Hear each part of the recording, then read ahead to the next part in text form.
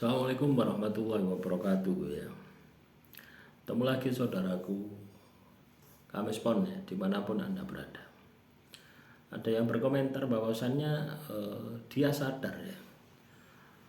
Saya sadar ternyata saya terkena gangguan sihir gitu. Ekonominya hancur, kesehatannya hancur, pokoknya hancur semua gitu. Ya, teman-teman Kamis Pon ya. Sihir itu tidak langsung ya. Tidak langsung misalnya Anda disihir terus langsung sakit gitu. Tidak seperti itu. Sihir itu pada dasarnya mempengaruhi karakter kita gitu. Ya. Karakter kita yang positif itu akan berubah menjadi negatif. Nah, ketika karakter kita yang positif berubah menjadi negatif, otomatis kelakuan kita menjadi negatif. Nah, ketika kelakuan kita menjadi negatif, dampaknya adalah diri kita sendiri gitu. Ya, jadi orang yang terkena gangguan sihir itu akan muncul rasa cemas ya, rasa was-was ya, rasa cemas ya. Misalnya mau ujian gitu ya, atau mau berangkat bekerja gitu ya, itu selalu tarik ulur ya, berangkat tidak gitu.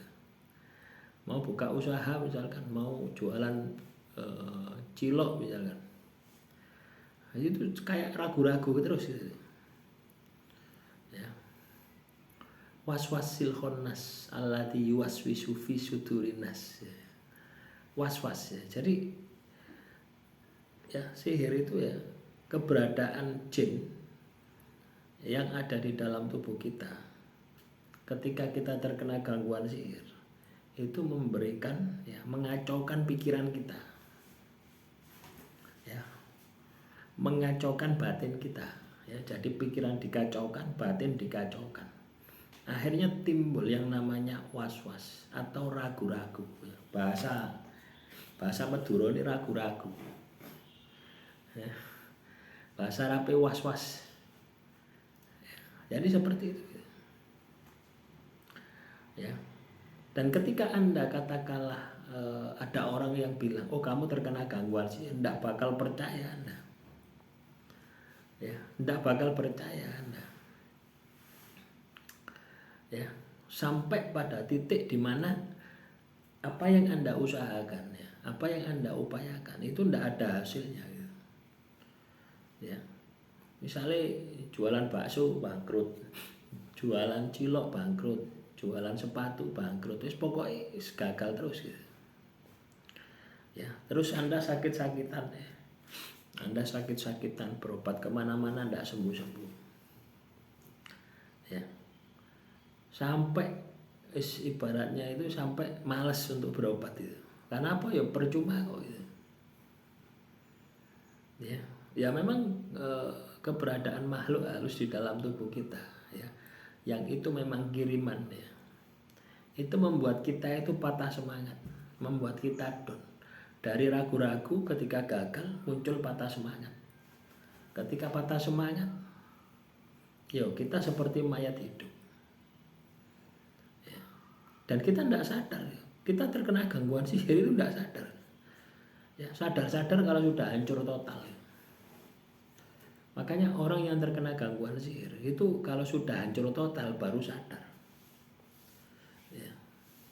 Dan keberadaan makhluk halus itu energinya sudah mengkontaminasi diri kita gitu ya. Jadi ibarat 100%, ketika kita terkena gangguan sihir, ketika sudah hancur ya, mungkin tinggal 5% ya, 2% saja itu sisi positif kesadaran kita gitu ya. Nah, terus solusinya bagaimana? Yalah, solusinya pembersihan diri ya. Pembersihan diri, Anda harus bisa mengendalikan emosi Anda ya. Dengan cara apa? Puasa ya. Jadi perbaiki ibadahnya, terus puasa, terus zikir, baca kitab suci. Itu harus hari-hari Anda itu harus seperti itu. Kalau Anda datang ke kiai, ke siapa ya, ustadz, peruqyah, itu hanya sesaat saja ya. Dibersihkan saat itu, Anda kembali 1 minggu balik lagi, tidak bakal sembuh. Ya. Kenapa kok bisa seperti itu? Karena keberadaan makhluk halus tersebut sudah merubah watak karakter kita. Coba bayangkan, kalau karakter Anda katakanlah dermawan, ya, terus Anda kena sihir jadi medit, ya, berapa lama Anda berubah karakter itu? Ya lama. Ya, di ruqyah tidak mempan. Ya. Lu iya teman-teman ya. Banyak tuh orang itu ya terkena gangguan sihir, telus sandat itu berobat kemana-mana. Habis berobat ke si A, sembuh hari itu, 1 hari, 2 hari, 3 hari, seminggu, balik lagi. Berobat ke si B, sama seperti itu.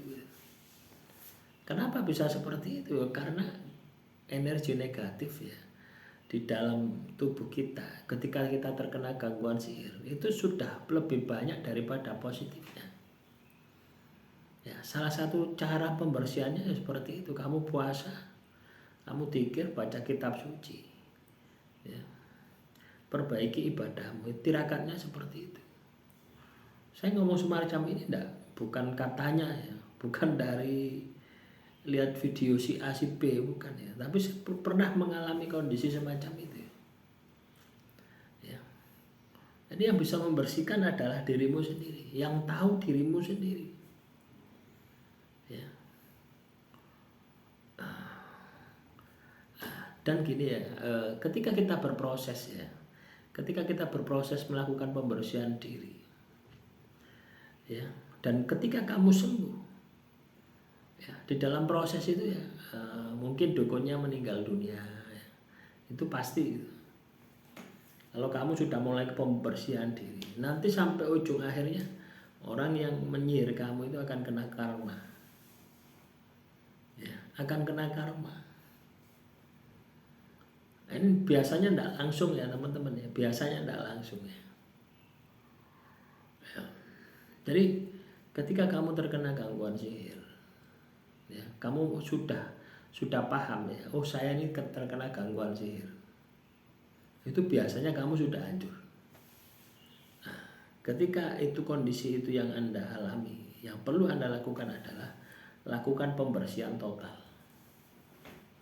Yaitu tadi, ya, dengan puasa, dengan zikir, ya, dengan membaca kitab suci, itu jangan lepas ya, setiap hari.